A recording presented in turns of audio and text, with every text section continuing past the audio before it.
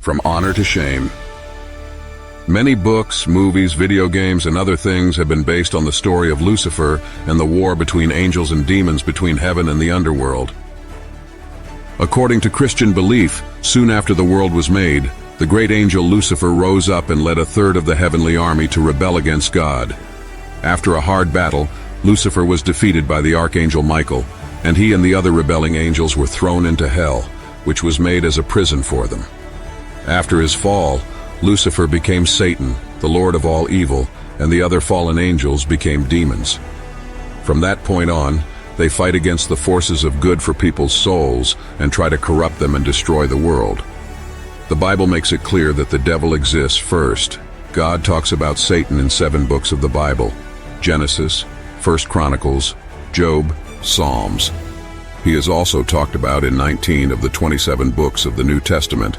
These books include Isaiah, Ezekiel, and Zechariah, Matthew, Mark, Luke, and John, more than just the book of Revelation.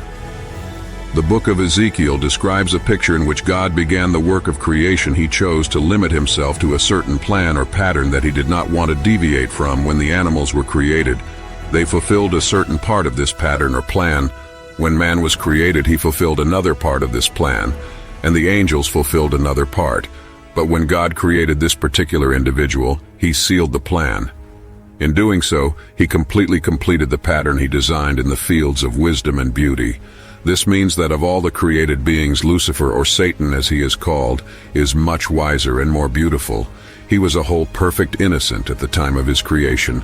God created him without any flaw. He was so perfect that he was given a special ability, the power to choose the opposite thing, the ability to choose in a way or something that is contrary to one's nature. He was holy and perfect, but he was able to decide and choose an imperfect and unholy choice. In the book of Isaiah 14:12, the devil is called Hillel ben Shahar. The Latin translation is Lucifer, which based on this passage became the name of Satan. In the book of Revelation 22 verse 16, we are aware of the fact that Satan's plan was to imitate God's plan. And indeed it was Isaiah 14 verses 14 to 13 details how he initiated his plan. I will go up into the sky to protect God's holiness. Even though Satan could get to heaven, this sentence shows how much he wanted to rule and live in heaven as God. I will raise my throne above the stars of God. What this sentence means depends on how you understand the word El God. If it means angel, Satan wants to be in charge of all angels. If it means heavenly bodies, he wants to be in charge of the heavens. I will sit enthroned on the Mount of Assembly on the highest points of Mount Satan. This shows that Satan wants to rule the world like the assembly of the Babylonian gods is said to have done. I will ascend above the tops of the clouds. He wanted the honor that belongs to God.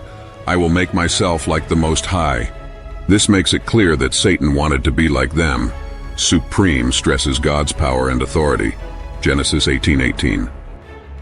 In order to be as strong as God, the devil wanted to use God's power and authority in this world. His sin was a direct challenge to God's power and authority. Satan's sin was even worse because he was smart and had a lot of power. His sin also hurt more angels and people because it affected so many people. All sin is bad, but sin in high places is worse and has bigger effects. The Bible's first words about Satan, an angel whose job it is to test people by putting them through horrible pain, come from the book of Job. It doesn't say that Satan is a separate being. It says that he is an angel of God. This is how God told Satan to do his job. Look at all that he has in your hands, but don't put your hand to him.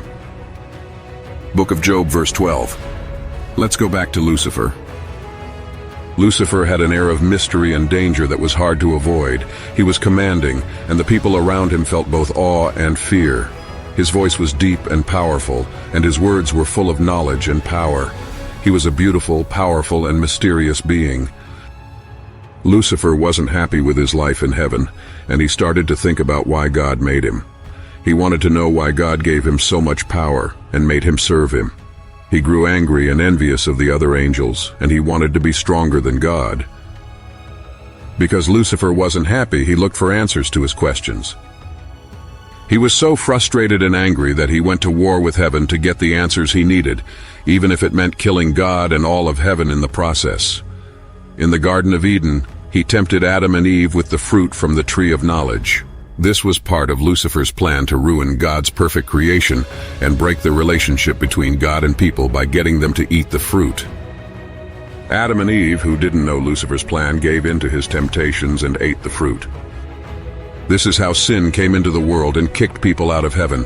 He wanted to show that he was stronger than God and in charge of his own life. He wanted to be able to make his own choices and not be limited by heaven's rules. He wanted to be free to do what he wanted, when he wanted, without any worries about what would happen. A group of angels led by Lucifer came together to support his desire for freedom. They then set out to fight God and take over heaven.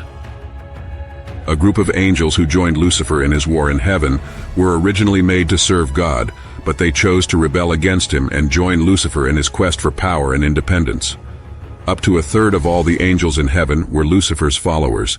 The main reasons they joined Lucifer were pride, ambition, and a desire for power. These angels rebelled against God and his authority to get power and independence for themselves, because they thought they deserved more freedom and power than God was willing to give them. Another reason why these angels joined Lucifer was the desire to be equal to God. They wanted to be seen as equal to God and be able to make their own decisions without needing God. They wanted to be free to choose their own ways and to be respected as powerful beings equal to God, but they were no match for God's power, and they were quickly defeated in hell. Lucifer was filled with rage and hatred, and he swore revenge on God and all of heaven. He started building an army of demons and monsters to do this. The most prominent of Lucifer's demons and monsters are the fallen angels. These are angels who were expelled from heaven, described as giants or monstrous forms. They are incredibly powerful and possess a variety of magical abilities, and are generally loyal to Lucifer and his cause. Finally, there are the various monsters of hell, such as dragons, vampires, werewolves, and other creatures of the night. He also created a contract that would offer people a deal they couldn't refuse. People will be assured that all their wishes will be fulfilled in return for a small payment. This payment can be anything that someone values, like their soul, an important item to them, or money. In exchange, Lucifer will give them anything they want, like power, fame, wealth, or any other kind of success. Lucifer's contract also promises that everyone's dreams will come true. People will be able to get anything they want, including the rarest items, money, and experiences. They will be able to live a luxurious life and get everything they had ever wanted. People can make their dreams come true and leave their mark on the world through Lucifer. In the Gospel of Matthew, it says that Jesus was led by the Spirit of God into the desert to be tried by Satan. There were 40 days of fasting and prayer for Jesus. On the last day, Lucifer came to tempt him. Lucifer tried to get Jesus to do what he wanted so that he could get stronger in return. Lucifer offered Jesus the chance to rule the world and control its splendor and beauty. He also told Jesus that if he trusted him and bowed down and worshipped him, he would not die. But Jesus turned down Lucifer's offer and chose to stay true to his Father, believing in God's plan for his life. Jesus responded to Lucifer's temptations by saying Matthew 4:10, "Satan, stay away from me, because it says to worship the Lord your God and only him." This is the end of one more story. We hope you learned something today.